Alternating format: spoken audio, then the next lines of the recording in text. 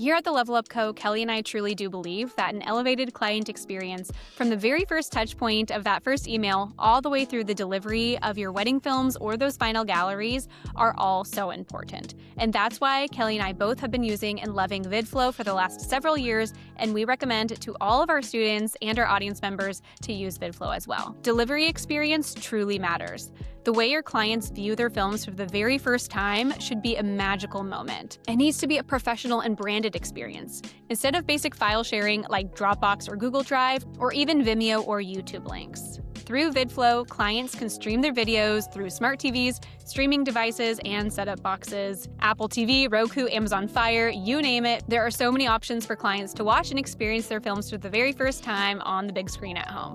And VidFlow is now offering photo delivery as well. They now support photo delivery with their new hybrid galleries, which is a major benefit for hybrid shooters and combined photo and video teams. You can now deliver your beautiful photo galleries alongside your video galleries in one place. Level up your delivery experience for 2026 and beyond with VidFlow. You can get started today by going to vidflow.co/thelevelupco. This is the Level Up Podcast. I'm Taylor Petrinovich. And I'm Kelly Gilster of 618 Studios.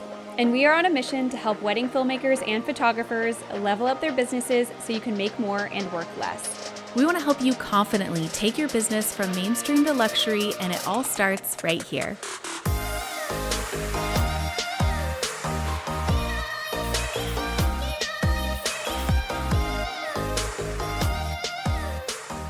Hey friends, and welcome to another episode of the Level Up Podcast. I'm your host, Taylor Petrinovich, and I have an exciting guest today. I'm here with James from Narrative, who is the owner of an AI editing and culling company, which is really cool. But we're actually going to get into the founder story because he started as a wedding photographer. He still shoots weddings, but I love other photographers who venture into other entrepreneurial pursuits. And especially when those pursuits are for the betterment of the industry, saving us time, helping us make more money and get better at our craft. So James, welcome to the podcast. Thanks so much. Looking forward to the conversation. Yeah, absolutely. So for those of us who have not maybe heard of who you are, we're not familiar with your story, can you introduce yourself?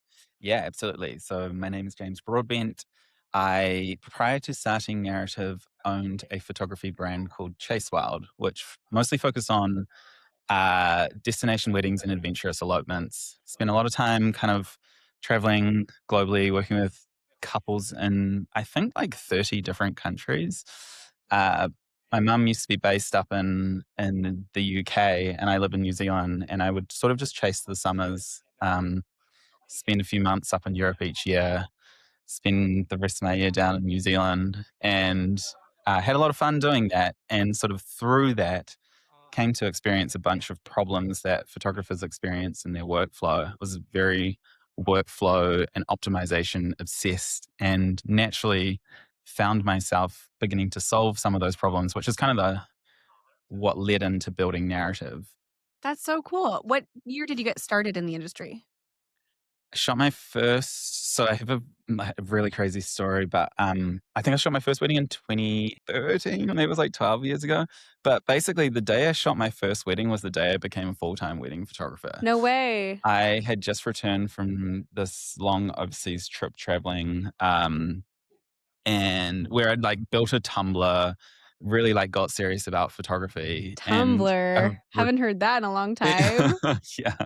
And a friend who like really liked my work said to me, "Hey, can you photograph my wedding?" And I had always heard, I had a friend who was a wedding photographer, and he's like, "If you ever get into weddings, just don't be cheap." So he's like, "How much?" And I was like, $2,000, I'll shoot your wedding." That was the first wedding I ever shot. And I had no job. I just returned from overseas, and I was like, I'm going to go full time into wedding photography. So just went straight into it. And things went really well early on. I managed to get like 6 bookings within the next 6 months. It was like the middle of the peak season. Yeah. The 6th wedding I shot got featured in a magazine in New Zealand, and it like kind of blew up. And that June to the following June, I shot 50 weddings. 50? Yeah. Wow. That's crazy. Yeah. I'm like seeing the progress towards building something like Narrative, like to really like make that post-production process easier, because 50 weddings is a lot to edit. Yeah, and I think, so we mentioned this earlier. The topic that I'm speaking about here at Hybrid is how I generated 1,000 inquiries a year. And I managed to build a really big kind of like funnel of people coming through inquiring. And so Hmm. I always saw that the biggest problem for me was not like, how do I get leads? It was, how do I actually do all the work? Yeah. And I always sort of felt like if I was able to complete my post-production workflow faster, it was like the barrier to me just, earning more. Hmm. Um, because for every day that I would spend behind the camera, it's been like 4 behind the computer. And that's really started to shift for photographers recently since we've created more tools that speed up and kind of like optimize that post-shoot workflow. Yeah. So when did you dream up narrative? Like, when was that Mm, idea planted in your head? mm.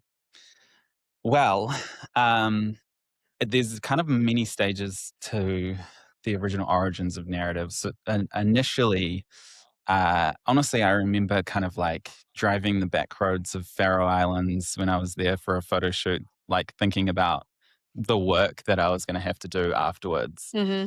and thinking about all the different stages of it and sort of like, man, I wish that I could do this faster. And I had emailed a bunch of the photography software companies that I knew in the industry and said to them, like, can you please build solutions to these problems? People will pay you for it. And I had responses and they're like, these are really good ideas, but we're like working on stuff right now. So like maybe we could look into it like next year or like the year after or something like that. Oh, yeah. And that was a really eye opener to me because I was like, oh, that's so interesting. Just because I have this idea about how we could make the workflow better doesn't necessarily mean that people are working on it and Right. solving it. And that was kind of the light bulb moment for me where I was like, maybe I should build these products. And yeah, at the time I was living with a software engineer and a product designer. And so between the three of us, we launched the first narrative product. And I was like, okay, if we can have like 500 people sign up, then I'll make back the money that I invested in kind of getting the software built. And I launched the product, shared it across my social media, and like 500 people signed up in the first week. No way. And I think it was at that point that I realized, all right, this is going to be like, this is going to be a serious business. And yeah, today narrative is used by tens of thousands of photographers across maybe like 180 different countries. And so, yeah, it's evolved into something really exciting. Yeah. That's so cool. Okay, really quickly, for the listeners who maybe have never heard of narrative, Mm, what is it? absolutely. So we build a product which assists you in the process of finding your best images through a photo shoot. Through what we call an AI assisted culling tool. And this is really built around the idea of not doing the selection for you, but partnering with you. We believe the photographer must maintain creative control through the process of finding and selecting their images. Hmm. And then we learn the patterns about how you edit your images. And we pre edit those images so that when you arrive in Lightroom, all the parameter adjustments are pre adjusted for you. Okay. That's really cool. How much time do you think it saves photographers on Mm. average, like per wedding? Yeah, absolutely. Most of our users say that when they're using narrative, they can color shoot in like a quarter of the time that they otherwise would have. And the thing that's really important is they're culling it in a quarter of the time, but they're walking away with a selection that's as good or better than had they done it manually. And all of our features are kind of built around helping surface the better images for you. And then in the culling process, in the editing process, it's sort of similar. Like you're arriving with the images pre-edited, you might do some like final adjustments to like really tweak it and get it a lot closer to the specific, like if maybe you're evolving your style just exactly how you want it. And so it's, again, it's probably, most people are saying about a quarter of the amount of time that they would have done it. And so when I was shooting weddings full time, I would, if I was shooting 5,000 images, it would take me a whole day to cull that. Um, and, I was just actually chatting to Micah Cook yesterday, and he's like, he's a narrative user. He said he can cull a full shoot in 30 minutes now. So, That's so impressive. mm, Imagine how much you can do in the saved mm, time mm. where it would actually move the needle in your business instead of staying busy in like the busy work. That's amazing. And that's why you built it, obviously, to solve problem that you are having in your own Mm. business. I Yeah. feel like that's when the best products arise, is like when people notice that there's a problem, they want something fixed, and Mm. they decide to create the solution themselves Yeah. because you understand what the problem was. Absolutely. Yeah. 100%. And, your post-shoot workflow is a really important part of your business and like producing your work and like creating the end product. But what if you could just get there way faster? What if you Yeah. could just get to where you wanted to get to with way less effort? And as you say, like some people use the additional time to spend more time with their family. But I think what we see is a lot of people actually use the additional time to elevate their work and work on their business and up their marketing or improve their website or get their blog updated or just produce better work. Sometimes it's more time to spend with generative fill and like really like get the images looking top notch or whatever it is that Yeah. makes sense. So I would love to have just like a full conversation about mm, AI, like mm, using AI in the wedding industry. Obviously, I feel like 2025 ChatGPT really popped off. And mm, I feel like that was kind mm, of what really prompted a lot of people to be talking about AI, how we're using it, fears yeah, surrounding AI within our work. Like, what's your philosophy with incorporating AI as an artist? Because yeah, with a lot of like using like mid journey just like creates images out of yeah, nowhere, and like I feel like it's kind of competing with the artist. Like, I don't know, what's absolutely. your whole philosophy on Yeah. that? Yeah. I mean, this is such a hot topic. And I think the big question that photographers have been asking since the introduction of AI in their workflow is like, is AI cheating? And I think the thing which is kind of the way that I really ask the question is, are you getting to where you wanted to get? Or are you getting to a place that you didn't want to get? And I think that's the really important distinction about the decision to use AI. If you're using AI and the end result is something that you wouldn't have produced or didn't want to produce without the AI, then you're probably cheating. And the thing that you're cheating is you're cheating yourself because you're not producing work that's as good as if you had done it without the AI. But Yeah. if it's getting you to an end result that you would have created, or maybe even better than what you would have created without it, then you're winning. You're winning back your time and you're producing the same quality of work that you wanted. And I think the other way that I kind of like is helpful to think about this is just to go back in time and to look back at the early origins and beginnings of technology and photography and kind of how it's evolved over time. When the automatic focusing system was introduced in the camera, there was so much like hesitation from photographers, and they're like, autofocus is cheating. Yeah. When the digital camera arrived, all the film photographers were like, film is cheating. When Lightroom arrived and like digital image manipulation, that was considered cheating. Yeah. But really, I think that the same question was relevant at all of those different stages of the evolution of photography. Is like ultimately, are you achieving what you desired to achieve? And if so, then it is kind of just a natural evolution of the industry itself. And it is also kind of maybe helpful to just to remind people that we've actually been using AI in our photography workflow for a while now. If you have an autofocus system which finds the faces, that is AI.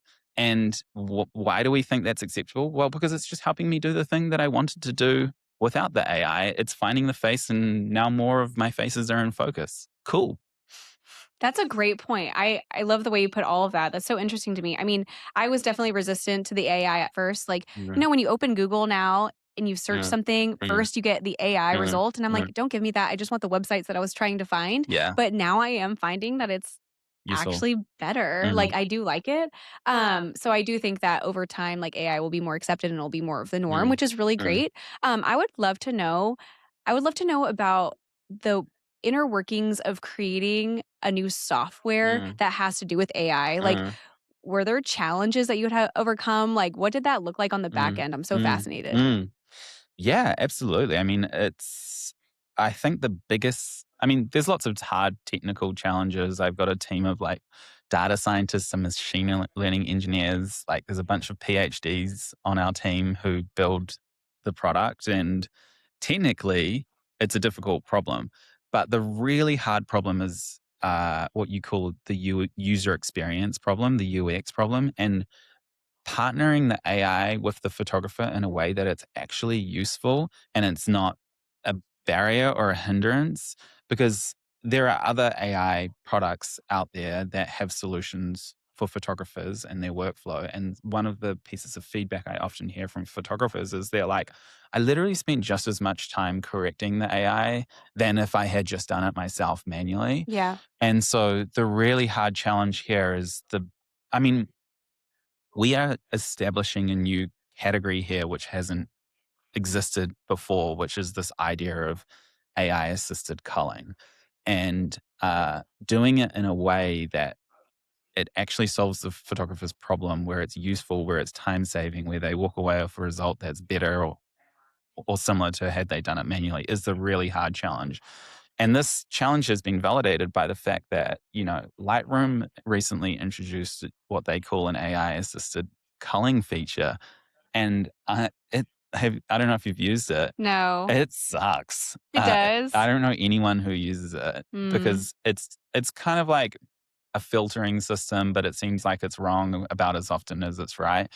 And it really kind of speaks to the point of the challenge of solving this user experience problem in a way that is useful. And I think me having had my photography background myself is really helpful here. Like I've always had the key unique insights that, the AI is never going to be able to do the selection for the photographer, for example. Yeah. There's just so many factors that influence the desirability of the photo that the AI could never know. And so we have to build it in a way where it's a partnership.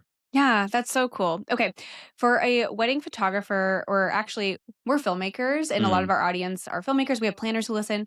If there's a wedding creative out there who has been resistant or maybe just hasn't quite, dove into exploring how they might use AI in their mm, businesses, do you have any tips for like getting started with incorporating that into workflows or mm, being useful mm, in their businesses? mm, mm.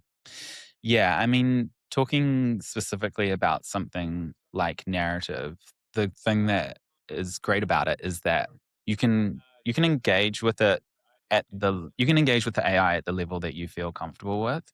At the most simple end of it, you can just use narrative to navigate through your images lightning fast. When we originally built it, I said to the engineers, I was like, just as a base level, it just has to be as fast as photo mechanic, and then we can layer all this intelligence on top of it. And some of the really simple AI features are assessment indicators that live underneath every face, and they show you the status of the person's eye and the focus level of the face. And so you can really just quickly toggle between two faces, and without having to zoom in, you know which one is more in focus. And something like the close-ups panel on the right-hand side gives you like a cutout of all the faces, like full crop. And so you can see really closely what the expression is like or something similar. So I think one thing that's really helpful to understand is like when you're introducing an AI tool like narrative in your workflow, you don't have to like dive fully in where you're like, okay, I'm fully leaning on this product to make all of the decisions. You can sort of you can put a toe in first Yeah. and try it out, and you might want to test out some of the more advanced features like the assessment rank ordering, which reorders each scene, putting the best images at the top. Or you might just want to use the focus and the eye indicators, and you can work with it at a level that you feel comfortable. I love that. It's like, okay, so I'm just drawing parallels. So my husband really wants to get a Tesla so that he can just use the auto, like the Mm, driving, mhm, self-driving feature so he mm, can do other things, I guess, on his phone while he's driving to save time. I don't know. yeah, And the idea of a self-driving car terrifies yeah, me. Like, I think I'm probably one that would be really resistant to allowing AI to like fully take over a yeah. workflow. So this is great. So it's like you don't have to get the Tesla and immediately let it drive you from the West Coast to the East Coast Mm, in a day. Like you can mm. just use the like lane assist feature or Yes, whatever. yes, that's a Yeah. great analogy. Yeah. Absolutely. That's so cool. Okay. So our listeners pretty much are exclusively wedding creatives, right? And you Mm, started as a wedding photographer. mm, And I know you still shoot weddings, which is really cool. mm, I would love to learn more about, how that looked from a business wise, like diving into creating a company with a huge mm, team now. You're mm, working with PhDs, like you hired all these people, which as a wedding photographer, like those are very different business mm, models. Like I want to mm. just kind of hear a little bit more about that story. Yeah. So it is funny because I run like a company now, and I've never really worked for anyone in my life aside from myself. I've been a sole trader photographer basically since I finished university. So the upskilling and the growth along that t- period has been like a very steep learning curve. I kind of always knew that I wanted to build my own business one day. I didn't know that it would be in the photography industry. And interestingly, I had identified wedding photography quite early as an opportunity to ultimately make basically, you make pretty much all of your money over like the summer period. Hmm. And you spend the rest of the year being a little less busy, catching up on work and improving your website, your marketing, your brand, whatever it is. But if you're really like strategic about it, you can work like 3 months of the year. And once I kind of grew the website to a point where it had this really big, like you as you might call it, top of funnel, or like lots of inquiries coming through, really all you need to do is just respond to the inquiries, do the work, deliver the images, and you can do it in a super short amount of time. Yeah. So there was like this transitional period where I kind of stopped evolving the photography brand and like continuing to elevate it. And I had all this free time to focus on building my next business, which in my case was narrative. And I think wedding photography is a very unique business in that sense, where if you are interested in opening up other doors, either in the photography industry or just somewhere else, you have the opportunity to kind of like slow down on building the brand, the business, evolving it, continuing to improve it, Hmm. and yet still make a lot of money.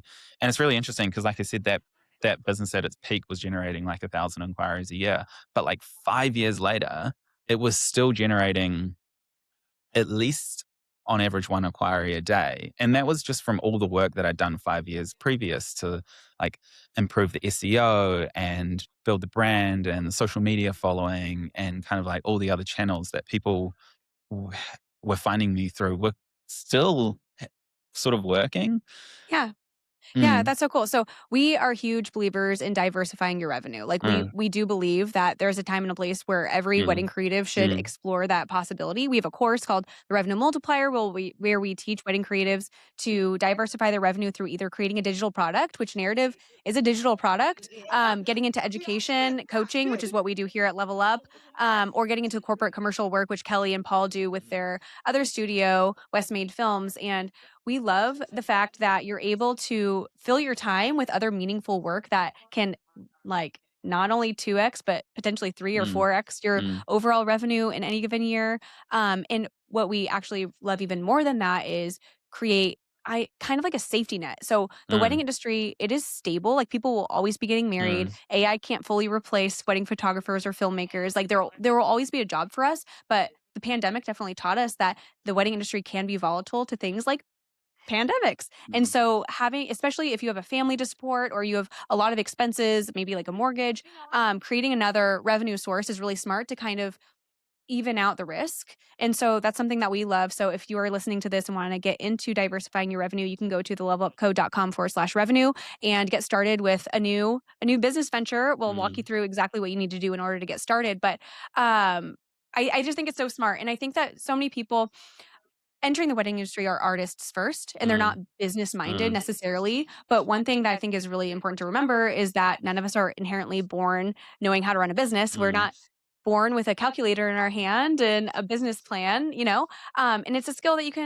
you can develop over time. Would you Yeah. say when you got started in the industry, you were more artist or more like business minded? That's such an interesting question. So, I mean, in high school, I did what people would call the Asian five, which is chemistry, biology, physics, calculus, and statistics. And then I also did computer science. So I was not an arts student at all. Okay. And I think, yeah, I was like interested in photography from the technical perspective. And then I kind of realized, oh, know the formula of producing like beautiful imagery that, and could connect with people really naturally, which I think is a really important part of a wedding photographer as well. But I think honestly, yeah, the thing that I would say, I mean, you can go look at the images, like they're nice photos, but the thing that I was very good at was just like understanding the formula and the process behind it and building the business. Yeah. And the interesting thing is like when we used to run a lot of workshops before I started narrative, the ones that would always sell out were the ones on like how to take better photos. But I think the thing which people, then there were other workshops focused on basically just like how to run your business and how to improve it. And the ones around shooting better would sell out all the time.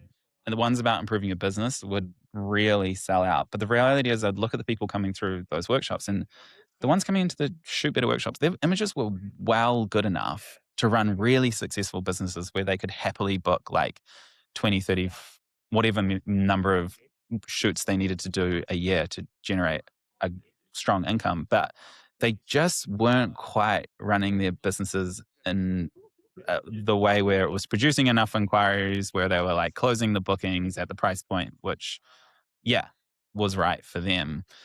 But there was a misconception in their mind that had they been a better photographer, then they would be like getting more inquiries. But actually, the problem was that they just weren't getting enough leads. Like, not enough people were landing on their website, basically. Yeah, everything you're saying, I'm just nodding my head. If you're watching on YouTube, you'll see me nodding my head because that's exactly what we say to our mastermind students. So Kelly and I are going to be the first to say every single time that we're not like the most groundbreakingly amazing artists, like filmmakers out there. There's way more talented filmmakers out there than us, but they don't have the business sense or the understanding of the overall strategy to get their business to the point where it needs to be in order to break into the luxury market, scale to these like really high price points. And what they don't understand is your work just has to be like good. Like, I'm not going to say good enough, like just at a certain caliber. You don't need to like keep fine tuning and be the absolute best, because business strategy will carry you the rest of the way. And that's why we love our mastermind so much, because there's so many amazing artists out there like that we recognize that what's lacking is the business strategy.